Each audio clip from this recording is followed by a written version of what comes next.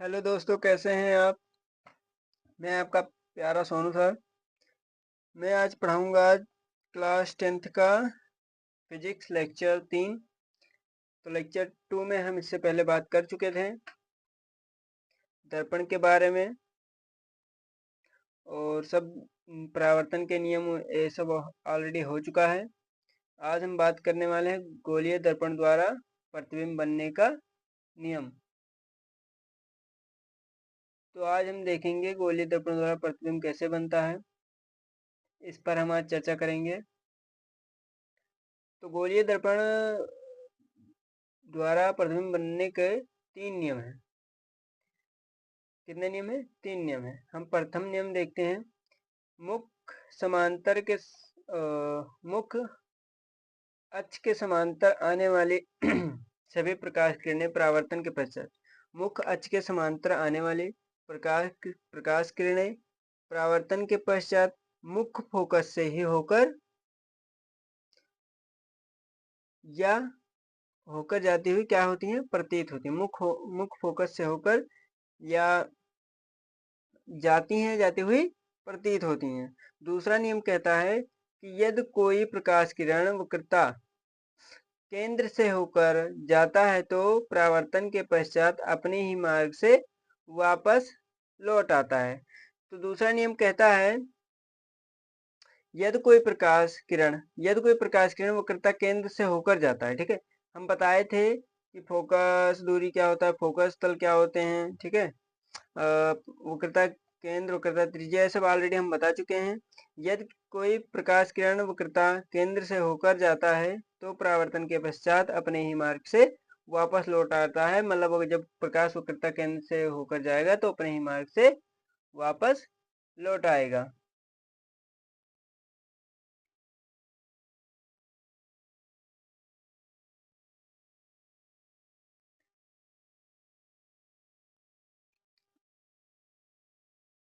और जो हमारा गोलीय दर्पण का वक्रता केंद्र होता है उसी को हम अभिलंब भी कहते हैं, क्योंकि अभिलंब वही होता है जो गोलीय दर्पण के जिस बिंदु से गोलीय दर्पण के किसी बिंदु से अगर हम उस बिंदु से अगर हम केंद्र सी तक मिला दें तो जो रेखा होगी वही हमारी क्या होगी? अभिलंब होगी। और उसी को हम क्या कहते हैं?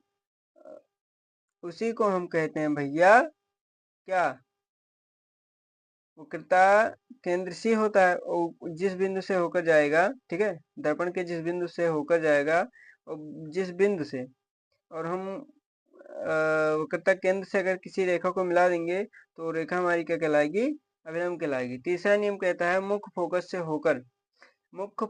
से होकर जाने वाली प्रकाश किरणें परावर्तन के पश्चात मुख्य अक्ष के समांतर चली जाती हैं। मतलब हम बताए थे मुख्य अक्ष के समांतर जो होगी वो किरणें कहाँ जाएगी? मुख्य फोकस पे। और जो मुख्य फोकस से होकर जाएंगी वो मुख्य अक्ष के समांतर लौट आएंगी। ठीक। अब अवतल द्वारा प्रतिबिंब का बनना। अवतल दर्पण द्वारा प्रतिबिंब कैसे बनता है?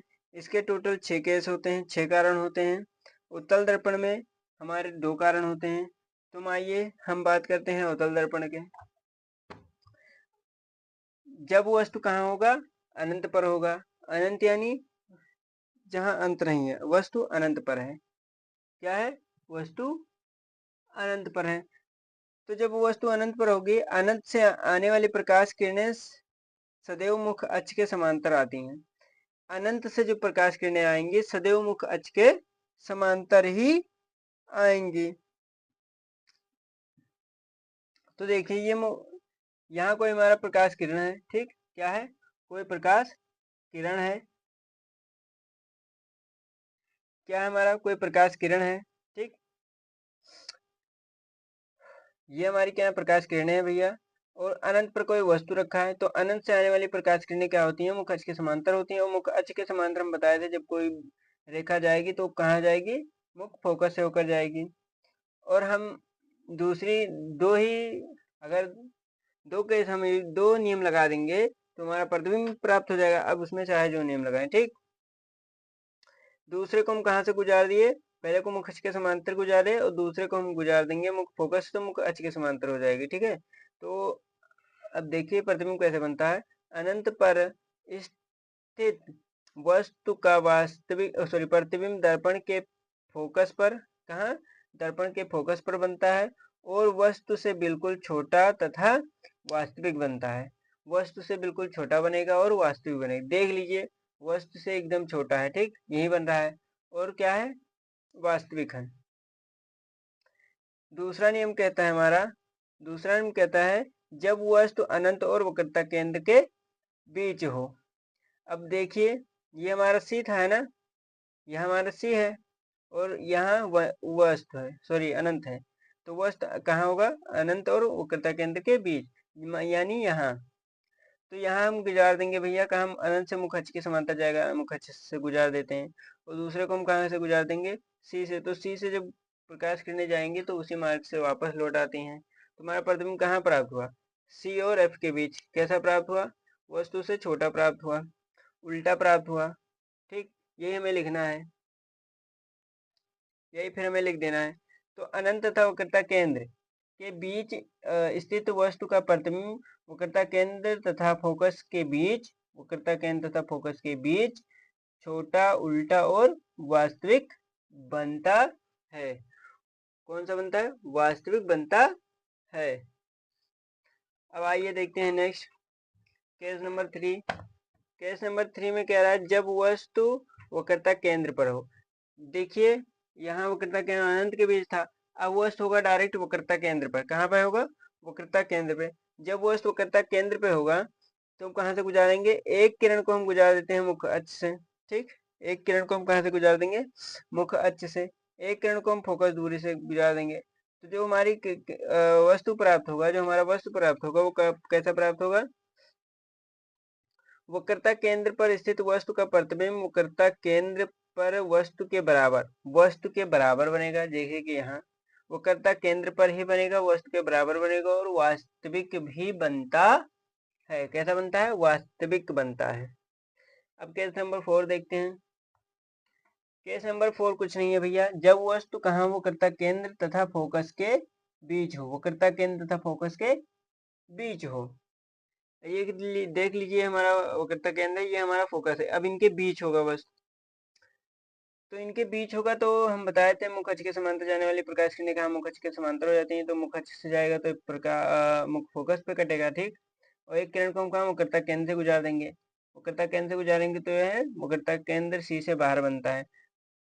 कहाँ से वक्रता केंद्र सी से बाहर बनेगा, तो वक्रता केंद्र तथा फोकस के बीच स्थित वस्तु का प्रतिबिंब, वक्रता केंद्र तथा फोकस के बीच स्थित वस्तु का प्रतिबिंब वक्रता केंद्र तथा अनंत के बीच, वक्रता केंद्र तथा अनंत के बीच वस्तु से बड़ा, उल्टा व तथा वास्तविक बनता है। केंद्र तथा अनंत के बीच वस्तु से बड़ा, उल्टा तथा वास्तविक बनता है। बड़ा भी बनता है, उल्टा भी बनता है और वास्तविक भी बनता है। अब आइए केस नंबर 5 देख लेते हैं। केस नंबर 5 हमारा कह रहा है जब वस्तु फोकस तथा फोकस पर स्थित हो। वक्रता केंद्र और फोकस पर हो गया था ना। अब बात करते हैं किसकी, अब बात हम कर लेते हैं वक्रता, सॉरी किस पे, फोकस पर।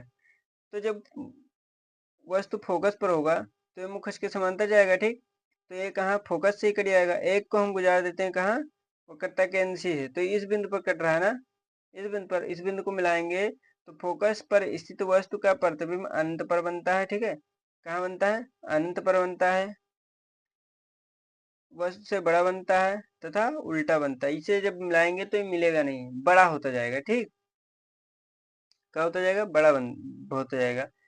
और फिर छठा कैसे है, जब वस्तु फोकस तथा ध्रुव के बीच हो।